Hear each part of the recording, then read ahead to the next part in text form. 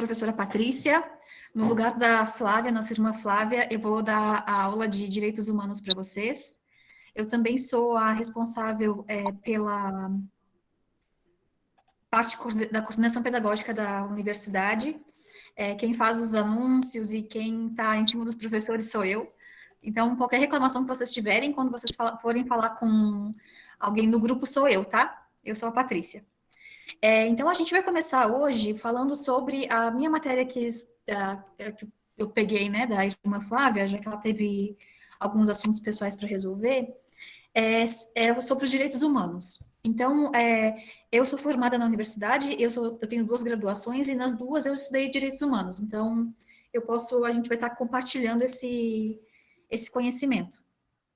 Eu sou muçulmana já faz tempo, não sei se as pessoas, não sei quem dos muçulmanos me conhece, a Beatriz me conhece, acho que os outros irmãos não, mas tem algumas pessoas que já me conhecem, então eu estudei fora, estudei por um tempo fora, estudei no Instituto ZAD, que ele é um dos institutos que fazem parte da coordenação da Unial. Então, vamos começar a nossa aula, certo? Eu vou apresentar para vocês aqui, eu fiz um slide, para vocês irem acompanhando comigo.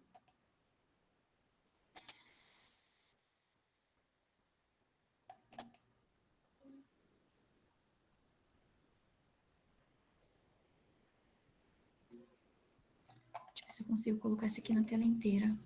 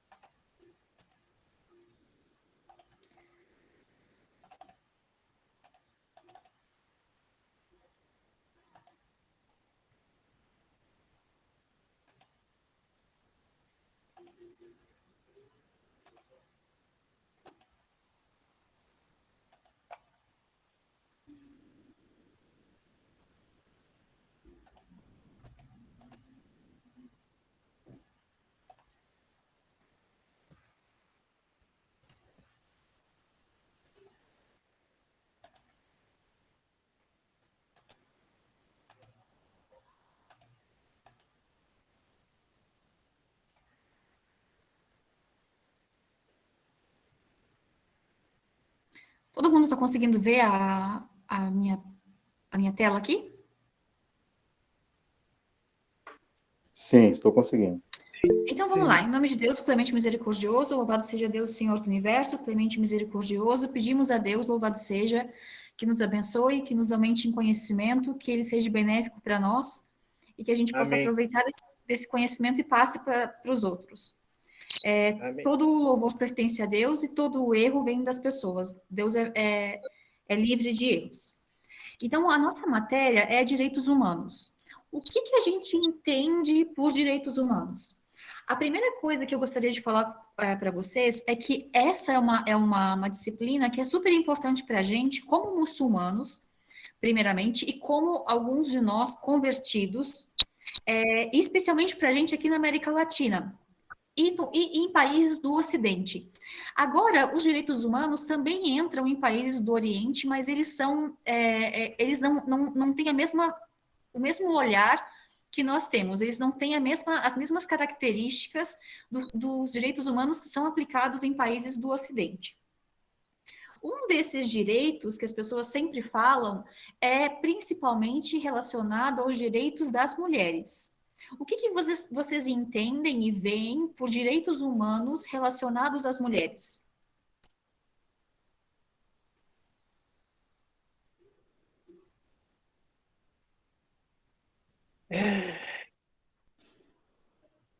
Sim.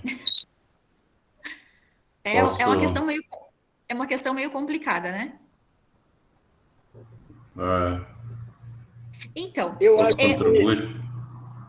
pode, claro. Posso? Sim, sim. Eu, na minha opinião, os direitos humanos em relação à mulher, eu entendo que há de ser aqueles conjuntos de princípios e regras que visam proteger a dignidade da mulher como tal, enquanto ser humano inserida também na sociedade, que também é sujeito de direitos e que muitas vezes esses direitos são negados à mulher com recurso a vários argumentos que talvez não sejam, há de ser por alguma má interpretação. Então a mulher é muitas vezes subjugada e relegada Exatamente. sempre, quando na verdade ela também é sujeito de direitos. Exatamente. Mas principalmente nessa questão relacionada ao direito das mulheres, a gente vê duas vertentes, certo? A primeira, a gente vê a vertente de que o direito humano ele garante às pessoas a liberdade total, a liberdade individual, principalmente. E também a gente vê uma outra vertente falando que não, principalmente quando nós, como muçulmanas, ou judias, ou cristãs, quando a gente vê algo que contradiz os direitos humanos da liberdade individual, o que as pessoas dizem, principalmente sobre a questão do lenço. Então, a mulher ela pode ter liberdade total, desde que não interfira em algo relacionado àquilo que vai contra o que eu penso. Por exemplo, as muçulmanas que elas não são permitidas de usar o lenço em alguns países, elas, embaixo desses países, esses países estão abaixo dos direitos humanos, correto? Todos esses países, eles têm na sua Constituição como base os direitos humanos. Mas quando isso fere aquilo que a sociedade não está disposta a aceitar, então o que eles falam? Não, isso é contra os direitos humanos. Como, por exemplo, o caso de usar o lenço, o caso de cobrir o rosto de algumas mulheres. O que a sociedade impõe para essas mulheres? Ela está abaixo dos direitos humanos, desde que isso não fira, não vá contra aquilo que a sociedade acha que é uma verdade, correto? Então, a partir do momento que a mulher decide, eu quero abrir, me expor ainda mais, a sociedade acha que ok. Mas a partir do momento que ela volta e quer se resguardar, aí a sociedade fala que não, agora vamos esperar um pouquinho, vamos parar com isso, porque isso vai contra o favorecimento da sociedade que eles estão inseridos. Então, Professora, pois não. é a Jaqueline. Eu gostaria só de pontuar, é que assim, a questão dos direitos humanos, como foi colocada no princípio ali, normalmente se pensa em relação às mulheres. Do ponto de vista do Ocidente, né, o Islã, ele não parece, né, o que é colocado, do jeito que é colocado, em que as mulheres muçulmanas não têm esses direitos. Mas Exatamente. aí a questão é exatamente por falta do conhecimento, já que quando a gente tem conhecimento, uma questão que a gente pode abrir agora é sobre o voto. O voto no Ocidente foi a partir de 1940 alguma coisa que tiveram o direito de votar, mas as muçulmanas têm há quantos mil anos atrás já o direito de voto. Dentro do Corão nós já temos esse direito. Exatamente. Então, na verdade, diante do ponto de vista ocidental, onde há um preconceito, né, onde há uma distorção, é que parece que nós, as mulheres muçulmanas, não temos os direitos, quando, na verdade, nós temos há muito tempo, desde São direitos 1440. adquiridos há 1.400 anos atrás. Exatamente. Isso relacionado a muitas questões, né? São questões, principalmente na vida do profeta Muhammad sallallahu alaihi wasallam, a gente vê desde o princípio, quando ele casou com a Khadija, né? Ela já era uma mulher viúva, ela já tinha se separado, e ela mantinha os negócios dela. Então, e ela era uma mulher rica, de uma família rica.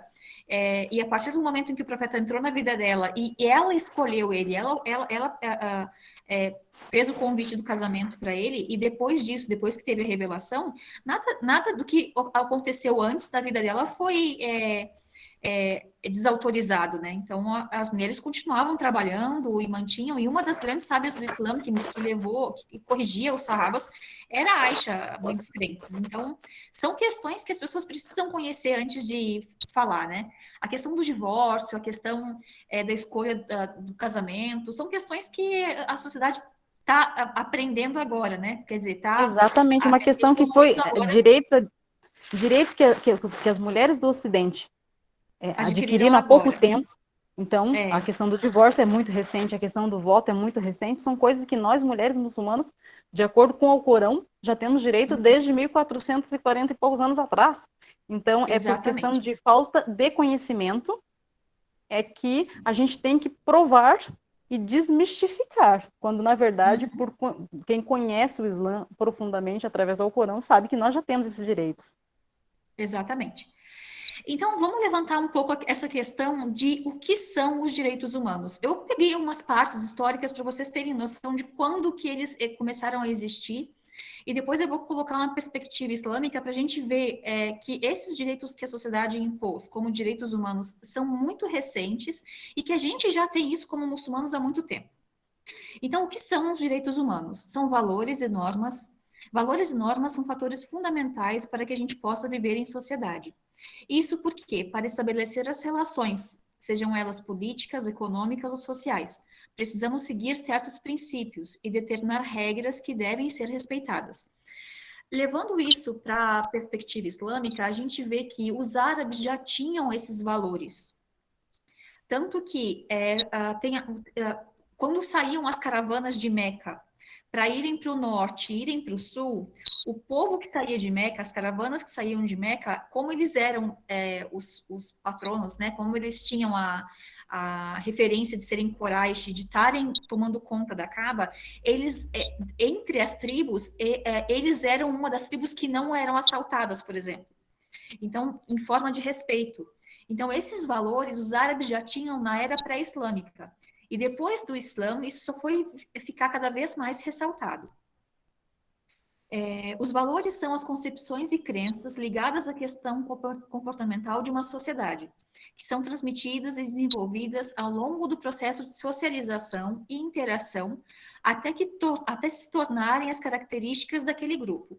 Então, isso a gente pode ver bem detalhado, as regras e as características, por exemplo, nós, brasileiros. Quando os portugueses entraram aqui, o que eles se deram conta? Se deram conta de pessoas que viviam em aldeias e tinham questões comportamentais completamente diferentes dos portugueses. Então, os direitos humanos, eles servem para ligar e para manter um bom relacionamento entre essas populações, para fazer com que essa população que vive de uma maneira, ela seja respeitada, mas a que vive de outra maneira também seja. Então, por isso foram estabelecidos os direitos humanos. Nesse sentido, a gente pode mencionar o caso da propriedade privada, que, baseada no valor da liberdade individual, foi instituída como um direito inerente a toda pessoa. Então, esse é o conceito de direitos humanos. É claro que a gente pode ainda assinalar que os direitos humanos, em geral, eles são os direitos fundamentais de todo ser humano, que é o direito à vida, o direito à saúde, o direito à liberdade, o direito de pensamento, o direito religioso, o direito à participação política. Então, todas essas esferas que fazem parte da vida em sociedade do indivíduo, eles também formam aquela característica, o simbolismo dos direitos humanos. Direitos que nem sempre são respeitados, né, professora? Completamente, completamente. Os direitos humanos, então, são os conjuntos de normas e procedimentos que possibilitam uma pessoa ter direitos considerados inalienáveis, como o direito à justiça, à liberdade, à igualdade, somente por estar vivo e existir. Isso faz parte, principalmente quando a gente pode ver isso bem claramente quando tem algum conflito, né? Então, a gente vê aonde o direito humano ele é embasado, mas como ele não age. Por exemplo, quando teve a guerra na Ucrânia, que o Brasil recebeu os refugiados e teve aquela mobilização, e isso a gente não vê quando acontece com outro povo. Isso fica bem claro, que os direitos humanos, a gente tem a prática, o texto bem baseado, mas na prática a gente não vê isso, né? Mas, dessa forma, os direitos humanos servem para proteger a condição humana de todo o indivíduo. Mas, às vezes, a gente tem a sensação de não sentir os seus efeitos. E até mesmo a gente questiona o porquê da sua existência. Então, essa principalmente a maior característica dessa disfuncionalidade de quando a gente vê o texto e vê a prática, né? A gente sabe que a gente tem todas as pessoas, a partir do momento que elas estão vivas, elas têm como base e elas podem praticar, elas podem pedir, requerer os direitos humanos, mas que muitas vezes a gente não encontra eles tão facilmente. Agora, existe diferença entre os direitos humanos e a perspectiva islâmica? O que vocês acham que é fundamental, assim, que é o que tem de mais claro entre os direitos humanos e a perspectiva islâmica?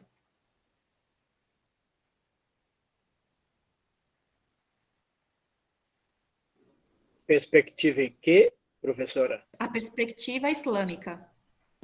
Eclânica. Islâmica. Você quer que a gente relacione os direitos humanos com a perspectiva islâmica, é isso? Não, eu quero que vocês vejam alguma diferença entre os direitos humanos que a gente tem e qual é a perspectiva islâmica sobre os direitos humanos. Qual é a maior diferença? Eu entendo que... Bom, a Declaração Universal de Direitos Humanos de 1948, ela não leva em consideração... Nada que ela não leve em consideração, né? Mas ela... Diferente por exemplo, da Declaração dos Direitos Humanos do Cairo, né? Que é uma declaração islâmica, tem a questão da religião, né? Exatamente. Exatamente. Isso. Essa é a maior diferença. Essa diferença. Porque na declaração, apesar de que a Declaração de Direitos Humanos de 1948, ela preserva e ela protege que cada um tenha a sua religião, a base dela não é religiosa. Diferentemente da Declaração do Cairo, né, que é a Declaração de 1979, se eu não me engano, que a base dela é a religião, em especial a religião islâmica, a nossa religião. Isso. Exatamente. A diferença é que a Declaração de Direitos Humanos, ela foi criada a partir da Segunda Guerra Mundial. Então, a gente vê claramente que foi um despertar da sociedade para colocar fim a atrocidades, né? Então, que a pessoa seja livre, que a pessoa tenha capacidade de saúde, que ela tenha acesso à saúde, que ela tenha liberdade, que ela possa se expressar, que ela tenha... que ela possa participar politicamente livremente. Mas ela foi criada numa situação de risco, porque as pessoas estavam vendo, não, a gente não pode, como sociedade, continuar nesse nível que nós estamos. Então, a gente tem que colocar uma linha vermelha aí, né? A gente tem que parar com isso. E depois disso que foi estabelecido, que eles se juntaram e fizeram a Carta dos Direitos Humanos. Mas essa declaração, ela tem sido um ideal a ser atingido por todos os povos e todas as nações. Isso não é somente de um povo. É um instrumento que tem como objetivo garantir que todos os estados, e eu falo estado como países, tenham sempre em mente a importância de promover o respeito aos indivíduos e às liberdades tidos como básicos e inerentes de todo ser humano. A ONU, esse órgão internacional que é constituído por países ocidentais e foi fundado em 1945, e no meio da barbárie da Segunda Guerra, estabeleceu como objetivo dos direitos humanos promover e encorajar o respeito aos direitos humanos para todos, convencida de que os povos já haviam afirmado esse interesse. Agora, na perspectiva islâmica, a grande diferença é que os direitos humanos que a gente está falando, que foi baseado na ONU, ele foi criado por humanos para sociedades, correto? Todo mundo compreendeu isso, que a sociedade estava num momento de crise e que as pessoas mesmo estabeleceram as suas diretrizes. Agora, na legislação islâmica, ela foi enviada por quem? Por Deus, né? Ela foi enviada Por Allah. Ela foi enviada por Deus, ela foi enviada por Allah. Então, na legislação islâmica, na lei islâmica, ela é perfeita. E Deus julga, e Deus coloca isso com justiça. Foi enviada como misericórdia para as pessoas. Allah não tem interesse no que diz respeito à vontade do ser humano, que é o contrário daquilo que foi estabelecido pelos humanos. Então, quando esses direitos humanos pela ONU ele foi estabelecido, foi a sociedade querendo buscar aquilo que ela achava melhor para a própria humanidade, né? A diferença na perspectiva islâmica é que os nossos direitos humanos, eles foram estabelecidos por Deus. Eles são uma misericórdia e têm um senso de justiça pelo nosso Criador. As leis humanas, então, são feitas do homem para o homem, enquanto que Allah julga na justiça e julga em todas as ações que nós realizamos. Então, enquanto os direitos humanos, eles nos norteiam e nos baseiam na nossa vida em sociedade, mas livram a gente daquilo que é o livre-arbítrio individual, que cada um pode fazer o que quiser, no Islã, não. A gente é julgado pelo que a gente faz em sociedade e o que nós fazemos também em particular, né, que cada ser humano faz. Na justiça que o homem legisla é baseada nos seus interesses.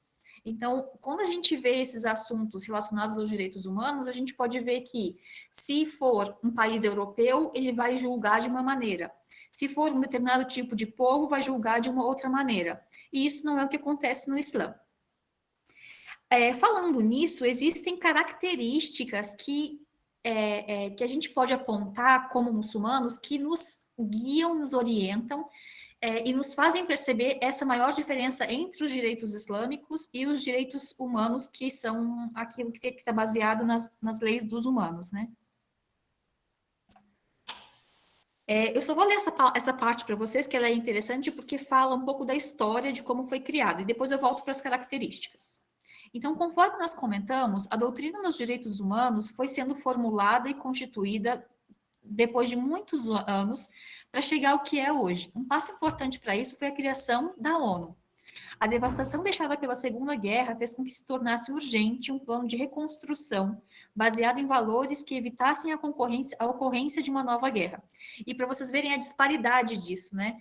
Então, eles fizeram esse acordo na Segunda Guerra Mundial, e até hoje a gente convive com guerras, quer dizer que os direitos humanos que a gente acha que eles vão colocar a sociedade num outro patamar, ainda, infelizmente, não conseguiram atingir nenhum objetivo. Foi nesse espírito de harmonia e de boa-fé que 50 nações, entre elas o Brasil, se uniram e constituíram a ONU, em 1945. Foi com a Carta da ONU que a ONU foi criada, estabelecendo as regras a serem observadas pelos Estados-membros, com o objetivo maior de manter a paz e a segurança internacional pelo uso de meios políticos e da cooperação global. Então, esse é um breve histórico do que foi a criação dos direitos humanos. Algumas características dos direitos humanos, mas essas são relacionadas aos direitos humanos a partir da Carta da ONU, tá? Não é relacionada com os direitos humanos do Islã. Com isso, o princípio da dignidade humana, direito de possuir condições mínimas para ter uma vida plena e digna, se torna inerente a todo indivíduo, trazendo consigo os fundamentos da igualdade de direitos inalienáveis, como o direito à vida, à liberdade, à justiça, sem distinção de raça, sexo, língua, religião, origem social ou nacional. Vale lembrar que quando a gente fala no seu fundamento, estamos nos referindo à nossa própria natureza, ou à razão pela qual ela existe. E nesse caso, o fundamento é justamente a essência natural que torna um ser em ser humano. Então, o que os direitos humanos, quais são as principais características? Dá direitos a todas as pessoas para que elas sejam livres e que elas não ultrapassem os seus limites. Então, a partir do momento em que uma pessoa vem, ela tem a liberdade de expressão, mas ela não pode ultrapassar o meu limite. Então, nisso entram os direitos humanos. Agora, a diferença principal estabelecida pela sociedade e o Islã é essa esse ponto principal, é que nós temos uma legislação que foi enviada por Allah, e a lei de Allah julga com base na justiça, não julga com base no que a sociedade acha que é o melhor para o indivíduo. Então, quando a ONU declara que a pessoa pode ser livre, independente de sexo, de religião, ela pode escolher, a nossa legislação não diz isso. A nossa legislação diz o quê? Que Deus julga com base na justiça divina. Nós seremos julgados com base na justiça divina, não com base naquilo que a nossa sociedade nos impõe. Então, eu vou falar um pouco dessas características ligadas ao Islã. Primeiro, que nós estamos falando de um direito que tem limites, e essa é a maior diferença entre os direitos humanos e a perspectiva islâmica. A primeira característica principal que a gente pode ver é que os direitos humanos que a gente viu da Carta da ONU, ele tem limites. E ele não tem uma base formada. Nós temos, que é o Alcorão. O Alcorão foi revelado para guiar a humanidade e, através do Alcorão, aplicar as leis de acordo com o que foi revelado. Agora eu vou levantar uma pergunta para vocês. O que acontece, qual é a posição que nós muçulmanos devemos ter se o direito em geral vai em confronto com os direitos humanos, na perspectiva islâmica? O que vocês acham? Quando os direitos humanos, que dão liberdade total, vão em confronto com os direitos islâmicos. Vocês podem dar exemplos disso.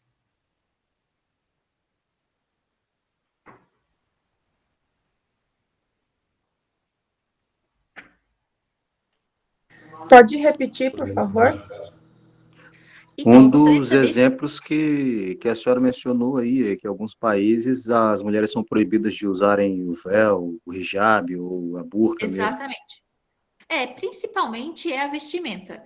Então, o que nós, como muçulmanos, fazemos? Neste caso, o que se faz? A gente tem que seguir o que foi revelado para nós no Alcorão. Por quê? Porque Deus fala em diversos versículos, esse Alcorão foi revelado como um guia claro para a humanidade. Então, exatamente, a Aline está falando que a liberdade de gênero é o que mais fere na nossa religião. Isso a gente pode ver, a liberdade de gênero, aqui no Brasil principalmente, a liberdade de gênero, a liberdade entre sexos opostos, a liberdade da vestimenta, e principalmente agora com a entrada desse feminismo, que ele é muito... não é que seja desgarrado, mas ele é muito confrontante, né? Então, tudo isso fere aquilo que nós, muçulmanos, seguimos como guia. O que a gente deve fazer, então? Principalmente se apegar a Deus e voltar para o Alcorão Sagrado. E agora, falando dessa legislação, quais são as fontes de legislação no Islã? Corão e Sunna. Exatamente, o Alcorão e a Sunna do Mensageiro de Deus. O segundo ponto é como ele foi explicado. A gente já sabe que nós temos a nossa legislação vem de Deus e que os nossos direitos estão resguardados naquilo que Allah revelou e naquilo que o profeta Muhammad sallallahu alaihi wasallam nos ensinou. Agora, como que essas leis foram explicadas? Qual foi a maneira em que isso chegou para a gente? Através do profeta Muhammad sallallahu alaihi wasallam. Isso, mas como que o Alcorão foi explicado? Como que a gente pega uma lei do Alcorão e explica ela? Ou através do tafsir. Isso, primeiramente o Alcorão pelo Alcorão. O Alcorão próprio explica outros versículos. Um desses exemplos bem claros que a gente tem é a questão da bebida alcoólica. Na época do profeta Muhammad sallallahu alaihi wasallam, os árabes bebiam muito e a parte em que Allah fala que a bebida inebriante deve parar de ser consumida foi indo aos poucos, não foi indo de uma maneira única. Então não se aproxime na oração enquanto vocês estiverem inebriados, não se aproximem, foi indo aos poucos. Então o Alcorão explica a legislação pelo próprio Alcorão, depois o Alcorão é explicado pela Sunna do Mensageiro de Deus. onde desce uma lei, por exemplo, uma coisa bem prática que a gente costuma fazer sempre é a oração. Então, Deus estipulou para a gente a oração, mas de que maneira ela foi ensinada? Através da Suna, isso é um entendimento bem claro. Assim como o jejum e como o Hajj e até mesmo o Zakat. Quando o profeta fala, tem um hadith do profeta sallallahu alaihi wasallam que ele vai explicar como que a pessoa deve medir a quantidade de arroz, de trigo que ela tem que doar, e ele faz assim com as duas mãos. Então, ele explica como que deve ser estabelecida essa legislação. Depois, então, primeiro ponto, nós temos o Alcorão pelo Alcorão, o Alcorão pela Sunna, o Alcorão pelo entendimento dos companheiros do mensageiro de Deus, e nesse ponto, eu gostaria muito de afirmar para vocês que os companheiros do mensageiro de Deus, eles não foram escolhidos do nada, eles estavam ali porque eles eram as pessoas que iam levar a religião para outras partes, e Allah confiava neles, tanto que Allah fala que temos no mensageiro de Deus o melhor exemplo, e entre os companheiros também. E depois, o entendimento do Alcorão pelas palavras da língua árabe. Então, são esses 4 pontos que explicam a legislação no Islã.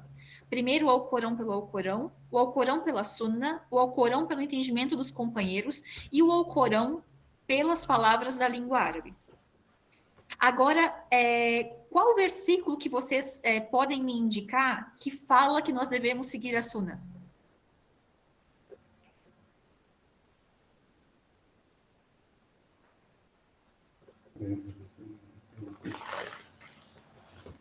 Tem um versículo no Corão. Existem mais de 50 versículos que falam sobre isso. Sim. Tem um aqui onde Allah diz que Ya ayyuhalladhina amanu in kuntum tuhibbuna Allah fattabi'uni. Não, é isso. Então, mas existem mais de 50 versículos que falam a importância de se seguir a Sunna e usar ela como legisladora. Então, existem mais de 50 versículos falando disso, de que os muçulmanos acreditam no Alcorão, mas que devem necessariamente seguir a Sunna. Se existe, voltando ainda no nosso assunto, se existe um direito que contraria a Sunna, nós devemos rechaçar. A gente deve negar esse direito. Se existe algum direito humano que ele vai ao contrário daquilo que o profeta Muhammad sallallahu alaihi wasallam disse, contrário àquilo que Allah nos... Tá bom, desculpa, eu falo meio rápido mesmo. Então, se existe algum direito que vá contra aquilo que Allah nos estabeleceu como legislação e contra a Sunna, é nosso dever, como muçulmano, renegar. Como, por exemplo, direito ao aborto. Nós temos as nossas leis, que são específicas, que caso o aborto é permitido até uma certa idade, até uma certa semana, em casos que são pontuais, direito ao amor livre, que é uma pauta hoje em dia que é muito levantada. Então, isso vai contra a nossa religião, a gente nega. Mesmo que isso seja afirmado e permitido de acordo com o direito que dos humanos para os humanos. Ou, por exemplo, a união sem casamento, também é um direito que vai a favor do direito humano, que é algo que o direito humano... Isso, aquele que obedece ao mensageiro de fato obedeceu a Allah. Isso. São mais de 50 versículos que falam sobre esse assunto. Então, as questões que vão contra aquilo que a gente acredita como muçulmano, a gente deve renegar completamente, mesmo que isso seja uma base do direito humano universal.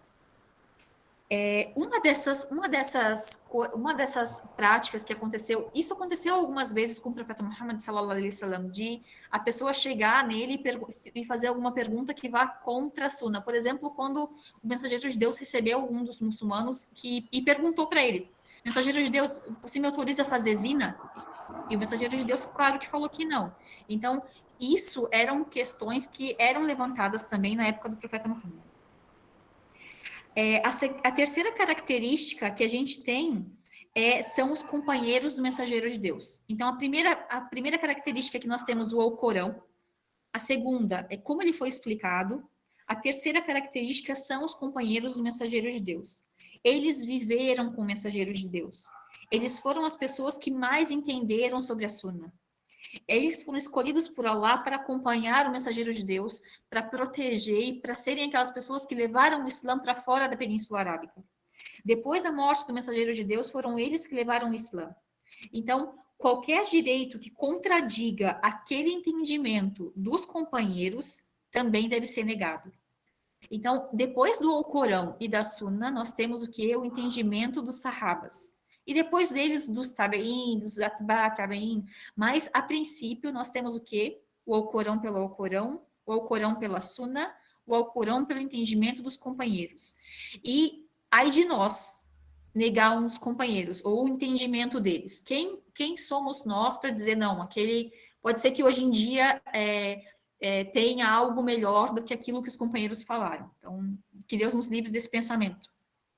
Então, depois de ter o entendimento do Alcorão pelo Alcorão, do Alcorão pela Sunna, sem dúvida, o entendimento de todas as leis conforme aquilo que os companheiros, os mensageiros de Deus, determinaram. E o nosso quarto entendimento das nossas leis é de acordo com o consenso da ou seja, o ijma. E o profeta Muhammad sallallahu alaihi wasallam disse: nunca na minha terá consenso em algo haram. Nunca na do profeta Muhammad sallallahu alaihi wasallam vai ter consenso entre os sábios de algo que é haram. Nunca terá uma fátua, por exemplo, falando, liberando o amor livre ou liberando o aborto do jeito que as pessoas legislam hoje em dia, ou desfazendo alguma regra do zakat, por exemplo, ou desfazendo alguma regra do matrimônio, ou impedindo ou liberando. Nunca, o profeta Muhammad, esse é um aviso, o profeta Muhammad disse, sallallahu alaihi wasallam, nunca na minha terá um entendimento baseado no que é haram. Se os sábios em geral estabelecem algo, os direitos humanos devem se aplicar a isso. E os direitos humanos negam a isso, então também deve ser rechaçado. Quando os sábios delegam alguma coisa, ou quando eles aplicam uma lei, falando, por exemplo, hoje em dia, uma lei que eu posso falar para vocês que não existia na época do profeta é sobre os juros, por exemplo. A questão do consórcio, por exemplo. Exatamente. Então, sobre isso, na época do profeta Muhammad não existia isso. Existia o comércio, mas não era baseado em juros. Então, a partir do momento em que algo surge e a gente não tem base religiosa do Alcorão, nem da Sunna, nem do entendimento dos Sahabas, a gente tem o quê? O consenso dos nossos sábios. Uma dessas questões, por exemplo, que isso contradiz com a questão dos direitos humanos, também é sobre o alimento. Os seres humanos todos a eles são permitidos todos os tipos de alimentos, certo? Mas isso são segundo os direitos humanos, segundo o nosso direito não. Então está vedado para nós a carne de porco, está vedado para nós o alimento daqueles animais que têm as patas juntas, e uma série de outros alimentos que também não são permitidos. Isso vai contra os direitos humanos? Vai, porque por exemplo, os direitos humanos me garantem a liberdade de escolha, a liberdade em tudo, né? Então, eu, como pessoa, todos nós, como pessoas, nós podíamos aceitar isso como lei, mas, como muçulmanos, a gente segue a legislação que Allah nos determinou. Então, aqui eu deixo escrito para vocês que os direitos humanos, na perspectiva islâmica, ele é aquele direito que nos foi revelado por Allah, e as suas características, então, as suas bases são o Alcorão, como ele foi explicado, o Alcorão e como ele foi explicado, primeiro o Alcorão pelo Alcorão, depois o Alcorão pela Sunna, depois o Alcorão pelos companheiros do mensageiro de Allah, e o conselho da que é o Ijma. E, por último, eu vou deixar para vocês, então, a gente já está encerrando nossa aula. As aulas de direitos humanos vão ser em 1 hora, ok? E eu deixei para vocês algumas fontes de direitos humanos que nós estudamos aqui, como os direitos humanos baseados na Carta da ONU, e também está disponível no Classroom de todos vocês essa declaração de direitos humanos que nós temos da perspectiva islâmica. Eu achei ela em inglês, mas eu tenho a tradução dela em português, eu só preciso dar uma conferida, ver se está correto, e aí eu posto para vocês ainda essa semana, tá? Dentre as atividades que eu propus, é que vocês escolham entre essas características, entre essas 4 características que eu expus aqui, e que vocês expliquem uma delas, na perspectiva islâmica. Então, os direitos humanos, eles afirmam tal, tal, tal. Você conseguiu abrir só o primeiro material? Os que estão no link, vocês não conseguiram abrir, os outros são links. Tá, então eu vou baixar esse material e posto para vocês de novo. É porque são links, então de repente, se vocês copiarem e colarem o link, aí eu acho que dá. O link não abre. Tá, então eu vou pegar esse material, eu coloco no Word e passo para vocês em seguida.